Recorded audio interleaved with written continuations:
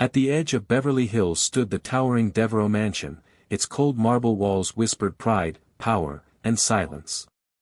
Crystal chandeliers sparkled above ivory floors, while lifeless statues guarded its halls like frozen sentinels. Here, hearts didn't matter. Dollars ruled.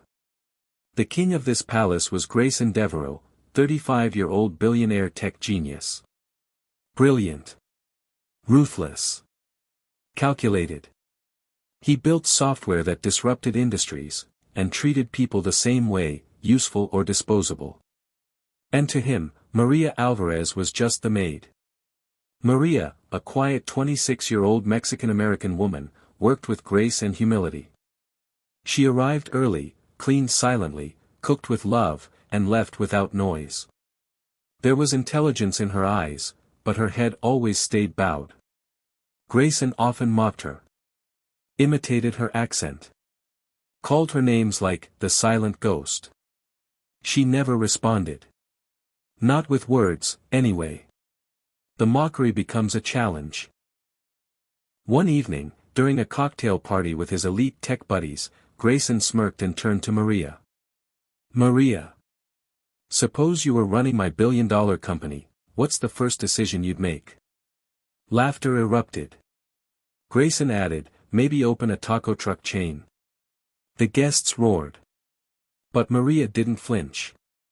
She looked him directly in the eyes and said quietly. If you're asking a real question, sir. Be ready for a real answer. Grayson was momentarily thrown off. Then smirked. All right. Let's play a game. I give you 1 week. Just $100. No phone. No car. No contacts. Bring me something I'll find truly valuable. If you succeed, your salary doubles. If you fail, you're fired. Silence fell. Everyone expected Maria to decline. But she calmly removed her apron, slipped on her sandals, and walked out the front door, without a word. Part 3, 7 Days in the Search for Truth. Day 1. She spent the night on a park bench. Bought a $2 coffee. Hid the rest of the money in her boot. She talked to herself for the first time in years, heard the voice of a girl she had buried long ago. Day 2.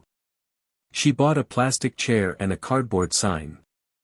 Love letters, apologies, farewells, written from the heart, $5 each.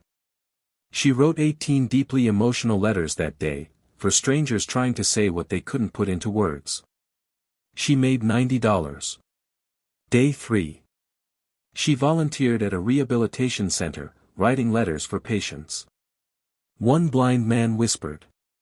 What you don't see, often shines the brightest. That line etched itself into her heart. Day 4.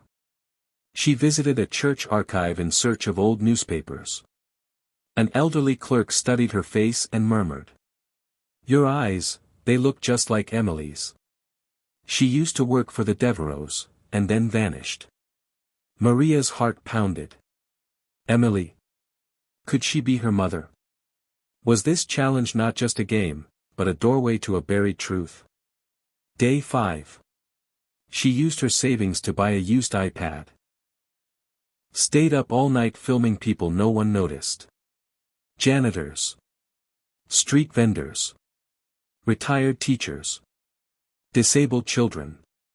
She compiled their stories into a short documentary titled, The People Billionaires Don't See. Day 6. She uploaded the video to a small independent site. By morning, it had gone viral, 2.3 million views. Hundreds of messages. One comment made her cry. My mom was a maid too. You made me proud of her again. But Maria didn't include her name. She didn't want credit. She wanted the voices to rise, without needing her face. Sunday, 7 p.m. Maria stood at the Devereaux door. Her clothes were dusty. Shoes torn. But her eyes, radiant. Grayson sipped wine, amused. So. You failed. Maria placed the iPad before him. Pressed play. Faces appeared. Streets. Voices. Children. Pain. Hope. Then came a voice. A woman's voice. People like Maria, quietly shaped the world. Like I once tried to. Grayson froze. That voice. Where did you get that? Maria whispered. That was my mother. Emily Alvarez. Grayson went pale. No, it can't be. Just then, his elderly father, Henry Devereaux, entered the room. It's true, Grayson. You were just a boy. Emily loved you like her own. But when she discovered a truth about me, I had her dismissed. She left for Mexico, pregnant. We buried it all. Maria pulled out a letter. Grayson. I loved you more than life itself.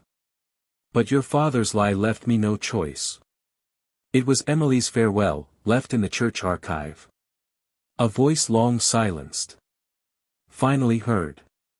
The moment Maria played the video, silence swept through the grand drawing room of the Devereaux estate. On the screen flickered an old, grainy video, a woman's voice trembling with truth and pain. It was Emily Alvarez.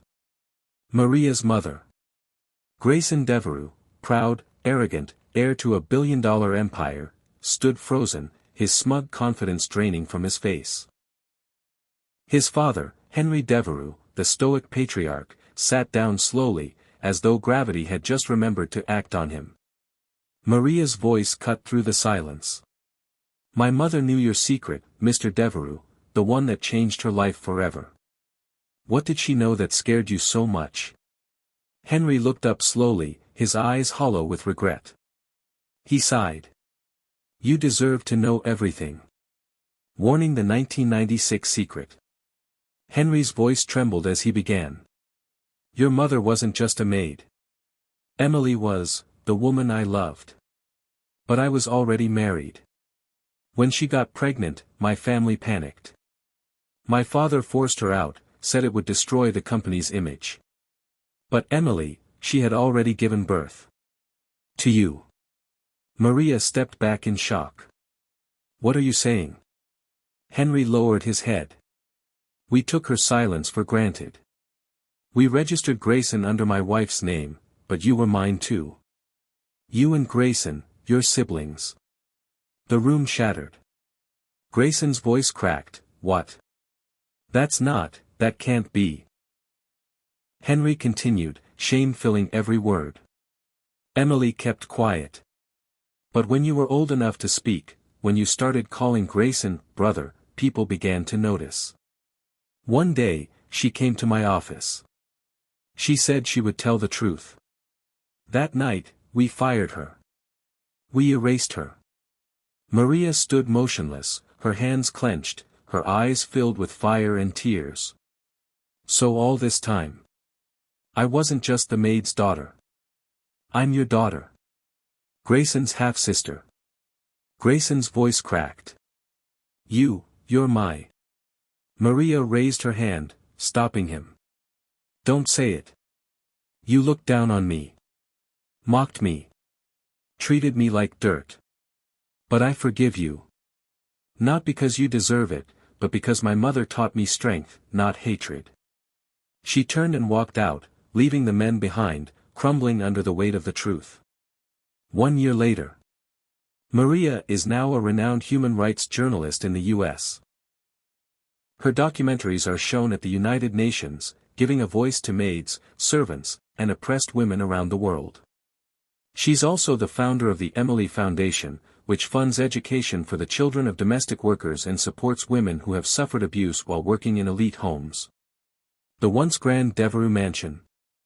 It's now an open public library, renamed the Truth House, where anyone can walk in, read, learn, and speak their truth. One rainy afternoon, Grayson visits Maria's foundation. He looks older, humbler. In his hand is a crumpled letter. It's from Emily. He places it on Maria's desk. I lost your mother, but I don't want to lose you. Maria picks up the letter, reads its faded ink, then meets his eyes. I can forgive you, brother. But I can't bring her voice back. The good news is, she's not silent anymore. Sometimes, truth is stronger than blood. And sometimes, a maid's daughter becomes the light that burns through the darkness of a mansion.